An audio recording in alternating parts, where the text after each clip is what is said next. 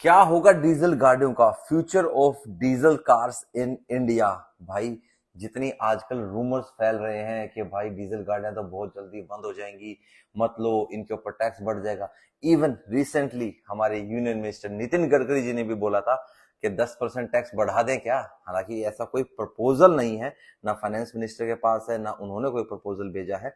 सिर्फ ये बात कही है उन्होंने, या तो भाई आप डीजल व्हीकल्स की प्रोडक्शन कम कर दीजिए, तो हम टैक्स ही इतना बढ़ा देंगे कि आपको अपनी डीजल गाड़ियां बेचनी बहुत मुश्किल हो जाएंगी। इस वीडियो में हम यही बात करेंगे कि क्या है डीजल व्हीकल्स का फ्यूचर, क्या आपको डीजल व्हीकल्स की तरफ जाना चाहिए, और ये सारे चेंजेस आ रहे हैं, क्यों ये इंप्लीमेंटेशन हो रही है गवर्नमेंट की तरफ से।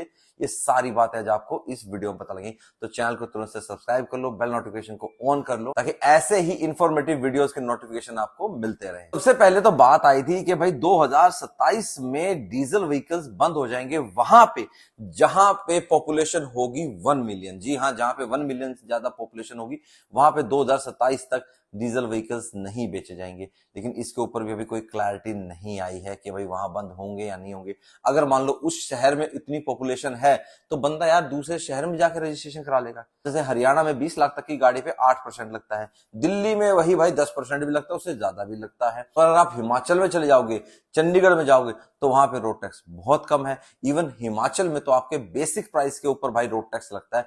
तो भाई इतना ज्यादा वेरिएशन है, तो बंदा भाई वहां से नहीं कराएगा तो वहां से करा लेगा। तो इस चीज के ऊपर तो भाई क्लियर हो ही नहीं सकता। फिर दूसरा आपकी BH सीरीज, अब BH सीरीज के ऊपर तो मैंने क्लियरली एक अलग से वीडियो बना रखा है कि कैसे आपको BH सीरीज का नंबर मिलता है, क्या कुछ रहता है, क्या फॉर्मेलिटीज होती है। वैसे सिंपल सा होता है, तो ऐसा होता है कि जिस ऑफिस में आप काम कर रहे हो उसके कम से कम 4 शहरों के अंदर ऑफिस होने चाहिए, तभी आपको BH सीरीज का नंबर मिलता है। या आप आर्मी ऑफिशियल हो, या आप ऐसी गवर्नमेंट जॉब में हो जहां आपकी ट्रांसफर हो सकती है अलग अलग स्टेट्स में। इसलिए अभी ACMA की बैठक में नितिन गडकरी जी ने बोला कि भाई 10% टैक्स हम डीजल गाड़ियों के ऊपर और बढ़ा देते हैं। अरे नितिन गडकरी जी, पहले ही डीजल व्हीकल्स के ऊपर हम 28% टैक्स देते हैं और प्लस 22% सेस लगता है, और कई गाड़ियों के ऊपर तो भाई 50% तक टैक्स हो जाता है। और ऐसी गाड़ियों में हमारी फॉर्च्यूनर भी काउंट होती है, इसीलिए तो फॉर्च्यूनर इतनी महंगी हो जाती है।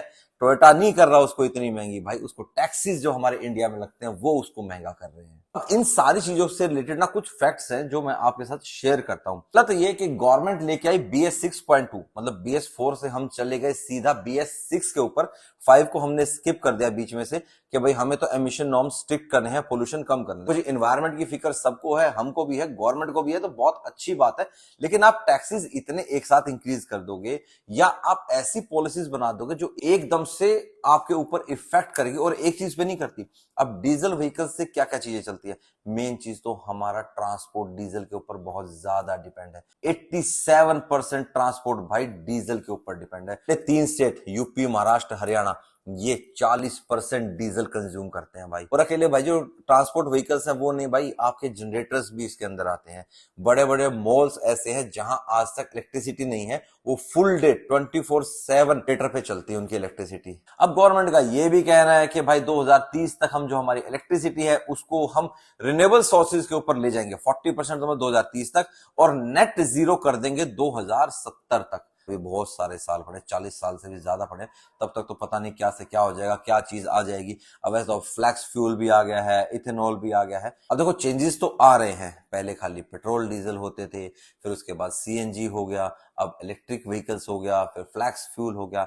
अब गवर्नमेंट टैक्स बढ़ाएगी डीजल व्हीकल पे, तो गवर्नमेंट को ऐसा नहीं होना चाहिए कि इलेक्ट्रिक व्हीकल्स को जितना वो तवज्जो दे रही है उसके ऊपर भाई टैक्सेस भी कम कर दिए जाए। और इसके ऊपर भी मैं एक अलग से वीडियो आपको बना के दूंगा, कमेंट बॉक्स में आप मेरे को बताया ना कि आपको कौन सी गाड़ी लेनी चाहिए, पेट्रोल लेनी चाहिए, डीजल लेनी चाहिए, CNG लेनी चाहिए, या EV गाड़ी लेनी चाहिए। डीजल को ये खत्म करने की बात भाई अभी से स्टार्ट नहीं हुई, ये तो बहुत साल पहले स्टार्ट हो गई थी। क्योंकि देखो 2013-14 के अराउंड जो हमारी डीजल गाड़ियों की मांग थी वो ज्यादा थी, अराउंड 23 से 25% थी। लेकिन आज जो डीजल गाड़ियों की डिमांड है वो कम है, वो 15 से 20% के बीच में आ गई है। वो क्यों? क्योंकि बहुत सी कंपनियों ने इंडिया में अब डीजल व्हीकल्स बनाने बंद कर दिए हैं। गवर्नमेंट की पॉलिसीज इतनी स्ट्रिक्ट हो गई हैं, BS 6.2 नॉर्म्स आ गए हैं, उसमें आपको एक छोटे इंजन 1.2 या 1.3 इंजन जो हमारे बन रहे थे उसको BS 6 में कन्वर्ट करने में बहुत ही ज्यादा खर्चा आता है। अब इतना ज्यादा खर्चा कंपनीज नहीं करना चाहती क्योंकि उनको लगता है कि वो इससे रिकवरी नहीं कर पाएंगे। दैट्स वाई कंपनीज ने डीजल इंजन बंद कर दिए। मारुति ने अपना 1.5 लीटर का डीजल इंजन डेवलप भी कर लिया था, सब कुछ रेडी था, लॉन्च करने वाले थे, BS4 से BS5 था एंड देन उसके बाद 6 आता, लेकिन गवर्नमेंट ने कहा कि हम BS5 लागू ही नहीं करेंगे, हम सीधा जाएंगे BS6 के ऊपर। तो भाई मारुति ने सोचा भाई इससे अच्छा तो हम अपनी पेट्रोल और CNG गाड़ियां बेच लेंगे, ये ज्यादा बेहतर है। वैसे भी मारुति गाड़ियां मोस्टली पेट्रोल में ज्यादा बिकती है, डीजल में उनकी स्विफ्ट डिजायर और अपना स्विफ्ट वगैरह यही गाड़ियां बिकती थी और आपकी ब्रेजा बिकती थी। मेनली कुल मिला के मारुति के पास ये 2-3 गाड़ियां थी जिसके अंदर वो डीजल इंजन था। हालांकि छोटा इंजन उन्होंने अपनी सेलेरियो के अंदर भी दिया था, लेकिन उसको मारुति ने बंद कर दिया। ने अप्रैल 2020 में भाई डीजल इंजन बिल्कुल ही बंद कर दी कि हम अब डीजल इंजन को ना तो बनाएंगे ना उसके बारे में हम सोचेंगे। इवन उन्होंने अपनी गाड़ियों के जो ब्रोशर होते हैं ऑनलाइन उसमें भी मेंशन कर रखा है कि आपको पेट्रोल क्यों लेनी चाहिए, आपको CNG ऐसे क्यों लेनी चाहिए। देखो भाई जो चीज जिसके पास होगा अपनी उसी चीज की बढ़ाई करेगा, तो इसी वजह से मारुति ने तो देखो बंद कर दिया। उसके अलावा टाटा, महिंद्रा, होंडा, 1-2 कंपनीज और हैं, इन्होंने भी अपने छोटे डीजल इंजन बनाने बंद कर दिए। अब बचे 1.5 लीटर या उससे बड़े इंजन, 1.5 हुआ, 2 लीटर हुआ। अब हैरियर और सफारी के लिए तो टाटा ऑलरेडी फिएट से सोर्स करता है इंजन को। महिंद्रा के पास खुद का ही डीजल इंजन काफी बढ़िया, भाई महिंद्रा तो देखो माहिर है डीजल इंजन बनाने में, और सबसे ज्यादा होल्डिंग भी भाई महिंद्रा के पास है। 47% डीजल कार्स महिंद्रा की बिकती है भाई आज की डेट में। की बची जो कंपनीज हैं जैसे हुंडई है, किया है, आपका MG है, इन्होंने भी भाई डीजल इंजन से ना थोड़ा किनारा ही कर रखा है। हालांकि MG भी अपना जो डीजल इंजन देती है हेक्टर के अंदर वो भी फिएट सोर्स ही है, बाकी उनके पेट्रोल इंजन है। होंडा के पास भी अपने पेट्रोल इंजन है, बढ़िया CVT ट्रांसमिशन है उनके पास, भाई बढ़िया गाड़ी उनकी पेट्रोल में। वैसे भी होंडा की गाड़ियां लोग ना पेट्रोल में ज्यादा पसंद करते हैं। और जो छोटे इंजन आते हैं जैसे i20 के अंदर बंद हो गया, ग्रैंड i10 के अंदर बंद हो गया, स्विफ्ट के अंदर बंद हो गया, बहुत सी ऐसी छोटी गाड़ियां हैं जिनके अंदर डीजल इंजन आते थे, वहां वो बंद हो गए। तो बंदा किस पे जाएगा, या तो पेट्रोल पे जाएगा या CNG पे जाएगा। और बट ऑब्वियस बात है जिसको ज्यादा माइलेज चाहिए तो भाई वो CNG ऑप्शन पे जाएगा। तो इसी वजह से जो डीजल गाड़ियों का परसेंटेज था भाई वो कम होता चला गया एज कंपेयर हम पिछले अगर 10 साल को देखें तो। इसका एक कारण ये भी था जब 2015 में वॉक्सवैगन का स्कैंडल हुआ था, ये तो भाई सबको पता है, ग्लोबली सबको पता है कि जब वो अपनी गाड़ियों को टेस्ट करते थे तो वहां पे ना एमिशन नॉर्म्स को ना एक्टिवेट कर देते थे, और जब रियल टाइम में उसी इंजन को वो अपनी गाड़ी में फिट करते थे तो वहां पे वो ज्यादा पोल्यूशन करता था। तो ऐसे उनका पर्दाफाश हुआ और लोगों को लगा कि भाई डीजल इंजन तो वाकई में बहुत ही ज्यादा पोल्यूशन करते हैं। हालांकि देखो कंप्रेशन रेशियो डीजल के और पेट्रोल में काफी फर्क होता है।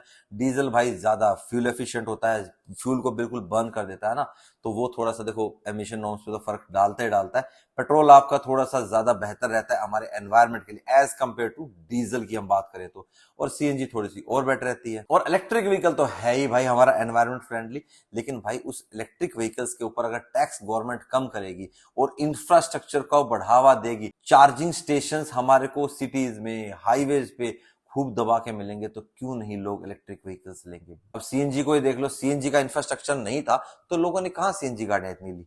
लोग लेते थे CNG गाड़ियां, एक बार ले लेते थे शौक शौक में, फिर पेट्रोल में चलाते रहते थे, तो उसका कोई फायदा नहीं है भाई। इलेक्ट्रिक व्हीकल्स कामयाब ही तब होंगे जब आपके पास इंफ्रास्ट्रक्चर होगा, अदरवाइज तो भाई आप अपना सिटी में ही रह जाएंगे। इलेक्ट्रिक व्हीकल्स आप वो गाड़ी खरीद रहे हो जिसकी रेंज ही इतनी ज्यादा है कि आप अपने एक डेस्टिनेशन से दूसरी डेस्टिनेशन तक जाते हो और आपको बीच में पावर स्टेशन की जरूरत नहीं है। लेकिन इसको हर तबके का बंदा नहीं ले पाएगा भाई। किसी को छोटी इलेक्ट्रिक कार लेनी है तो भाई वो कैसे ले पाएगा, हायर रेंज वाली गाड़ी तो फिर महंगी होंगी। तो इसीलिए मैं कह रहा हूँ इंफ्रास्ट्रक्चर की डिमांड बहुत ही ज्यादा है हमारे देश को इलेक्ट्रिक व्हीकल्स चार्जिंग स्टेशन की। तो हमारी हैवी इंडस्ट्रीज और जो इंडस्ट्रीज हैं, जनरेटर जहां जनरेटर्स यूज होते हैं वहां क्या होगा, वहां गवर्नमेंट कैसे काम चलाएगी, उसका ऑल्टरनेट क्या होगा, या तो वो सोलर सिस्टम को यूज करें या फिर इलेक्ट्रिसिटी ही इतनी सरप्लस कर दें इंडिया में कि भाई आपको इलेक्ट्रिसिटी बंद होगी नहीं, आपको जनरेटर की जरूरत पड़ेगी ही नहीं। तो वही है भाई, अगर आप डीजल को रिप्लेस करना चाहते हो तो आपको उसके बराबर का, उसके टक्कर की रिप्लेसमेंट उसको देनी पड़ेगी, अदरवाइज आप डीजल को ऐसे रिप्लेस नहीं कर सकते। जबरदस्ती गवर्नमेंट भाई टैक्स बढ़ा देगी तो भाई लोग भी बड़े शान है, कोई बात नहीं भाई हम टैक्स पे कर देंगे। अभी भी तो 1% दिल्ली NCR वाले एनवायरमेंट टैक्स देते हैं ना, ग्रीन टैक्स हम पे करते हैं। अगर आपकी गाड़ी डीजल की है तो उसके ऊपर भाई आपको ग्रीन टैक्स पे करना पड़ता है 1%, ये दिल्ली NCR में लागू होता है।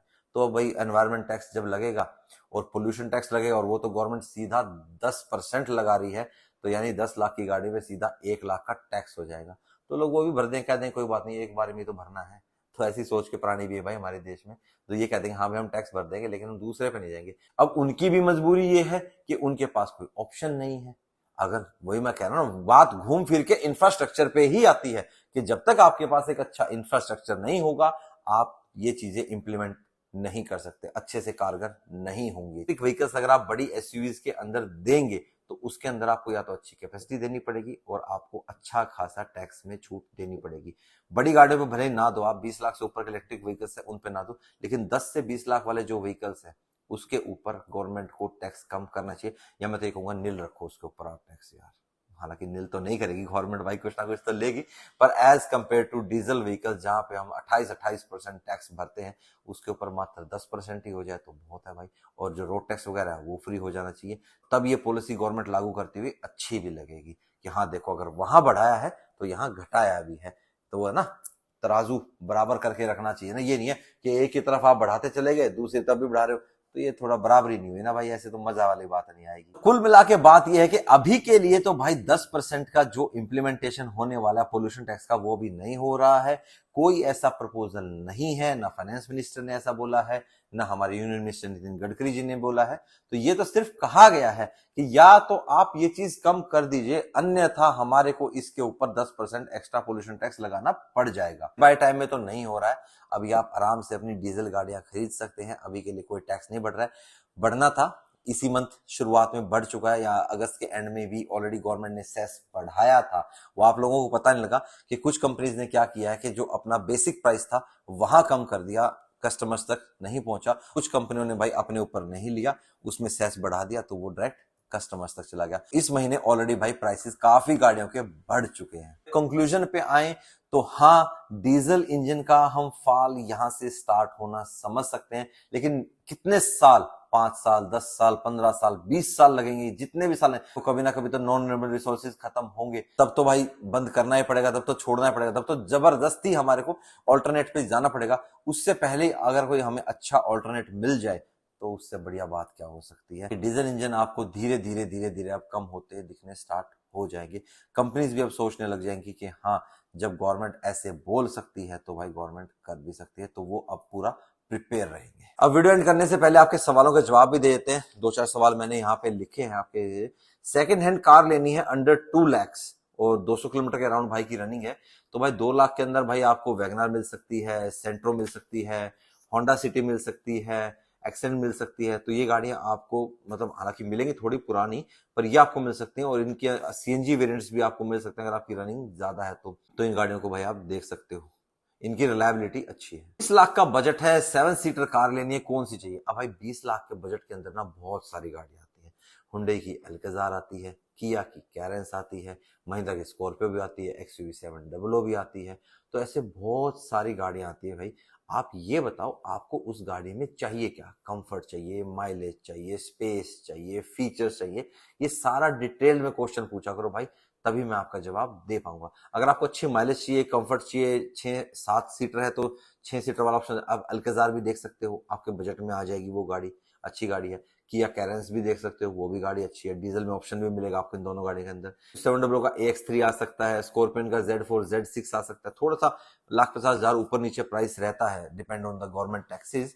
तो ये सारी गाड़ियां ही अच्छी हैं। देखो गाड़ियां सारी अच्छी होती हैं, लेकिन आपकी रिक्वायरमेंट क्या है वो पता होना बहुत जरूरी है, तभी मैं आपका क्लियरली जवाब दे पाऊंगा। स्कॉर्पियो एंड Z6 4x4 या हैरियर? भाई पहली बात तो ये स्कॉर्पियो एंड Z6 में 4x4 नहीं आता, वो आपका Z4, Z8 और Z8L के अंदर आता है। अब Z6 का कंपैरिजन हम किससे करेंगे? XT A+ के साथ ही कर सकते हैं, XT के साथ कर सकते हैं, तो उसमें आपको फीचर्स थोड़े ज्यादा हैरियर के अंदर मिलेंगे। तो स्टेबिलिटी गाड़ी की बहुत अच्छी है, हाईवे पे बहुत अच्छा परफॉर्म करती है, सिटी में भी अच्छा परफॉर्म करती है, लेकिन हैरियर को भाई ऑटोमेटिक में लेना, मैनुअल नहीं लेना। कहते हैं मेरी Z6 के अंदर ना कैमरा है जो खाली 3 फीट तक दिखाता है, और आप वाली में देखा है मैंने कि वो ज्यादा दूर तक दिखाता है। भाई जो मेरी वाली में लगा हुआ है वो वायरिंग मेरी में Z4 वाली है कंपनी की, लेकिन जो कैमरा है वो मैंने चेंज कर रखा है, Z8L वाला लगवा रखा है। तो आप भी अपना चेंज करवा सकते हो, उसका जो कपलर है वो सेम ही है, वायरिंग वही रहेगी, लास्ट में जो पीछे का महिंद्रा का लोगो वाला पार्ट है वो उतर जाएगा, वहां पे आप अपना कैमरा चेंज करवा सकते हो। ये मैंने बाद में चेंज कराया था, और जिस वीडियो में चेंज कराया था वहां पे मैंने बताया भी था, और अराउंड 6500 के आसपास का कैमरा था ये। पता है इंश्योरेंस रिलेटेड भी बहुत सारे सवाल हैं। जीरो डेप कब तक मिलता है? मोस्टली भाई आपको 5 साल तक मिलता है, कुछ कंपनी आपको 7 साल तक देती है। वैसे इसके ऊपर मैंने डिटेल वीडियो बना रखा है, लेकिन कुछ चेंजेस हुए हैं तो इसका अपडेटेड वीडियो आपको जरूर मिल जाएगा। अगर आपको तुरंत चाहिए तो कमेंट बॉक्स में बता देना, बहुत जल्दी बना देंगे। एंड टायर्स और नंबर से रिलेटेड भी भाई बहुत सारे सवाल हैं, तो बहुत जल्दी हम एक्स्ट्रा का नंबर लेने जाएंगे, सीरीज ओपन होने वाली है, तो उस टाइम पे मैं आपको नंबर से रिलेटेड क्वेरी क्लियर कर दूंगा। एंड टायर्स से रिलेटेड भी हम आपकी सारी क्वेरीज एक नेक्स्ट प्रॉपर कंप्लीट वीडियो में, क्योंकि ना टायर्स का भाई बहुत ज्यादा कंफ्यूजन रहता है, तो टायर्स का तो प्रॉपर ही वीडियो बनाना पड़ेगा कि आपको टायर चेंज कब कराने हैं, कब नहीं कराने हैं, क्या नई गाड़ी लेते टायर चेंज करना जरूरी होता है या नहीं होता है। तो ये सारी कंफ्यूजन आपकी वहीं पे क्लियर करूंगा। बाकी मिलेंगे अब आपसे नेक्स्ट वीडियो में। और डीजल गाड़ियां अभी नहीं बंद हो रही हैं भाई, अभी आप ले सकते हो, अभी रेट भी नहीं बढ़ रहा है। ठीक है, till then bye bye, take care and live the life to fullest. Bye bye.